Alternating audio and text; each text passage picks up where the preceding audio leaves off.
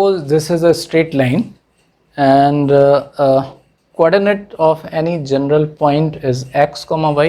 So when we say equation of a straight line, or for that matter any curve, is the equation that is followed by, or is a rule followed by all the points of that curve or a line. So equation of the straight line is y is equal to mx plus c. X and y are any general points, m is the slope, c is the y-intercept.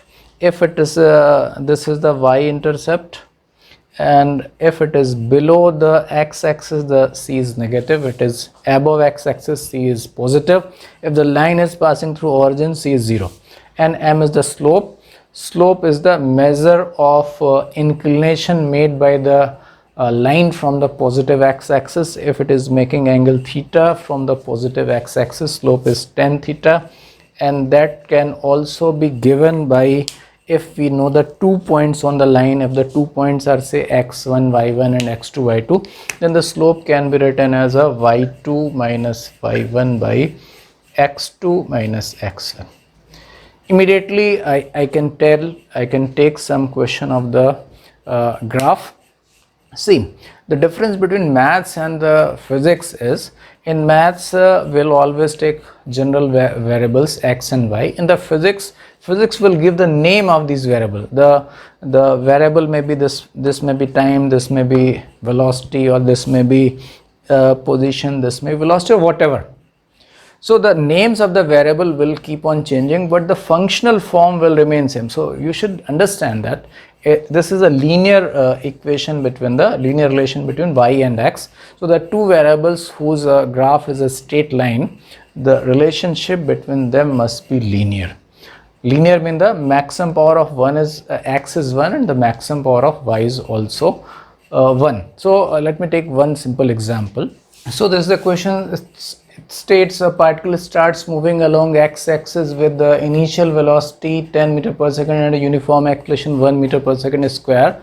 Draw its velocity time graph. So you see that this is a y-x graph, and the y-x graph is actually the graph of this equation. And now we have to draw the velocity time graph. So to draw any graph, to draw a graph between any two variables, we first need to know the relationship between those variables. And we know that from the first equation of motion, v is equal to u plus at, and u given here is a 10, initial velocity, acceleration is 1 t. So v is equal to now 1 into t plus 10. Isn't it of this form? Now here in place of y there is a v, in place of m there is a 1, in place of x there is a t, and in place of c there is a 10. So I just need to change the variable and the graph will be automatically plotted. So let me remove this thing first. So this thing I removed, and now I'll change the name of the variable. This variable is the velocity, and usually we write the unit. This is in meter per second, and this is t, time in seconds. The y-intercept or the vertical axis intercept is 10, so it will pass through here where the velocity is 10. This thing is 10, so this is 10, and the slope is 1. This slope, if the slope is 1, so m is 1 mean tan theta is 45 degree. Tan theta is 1 mean theta is 45 degree.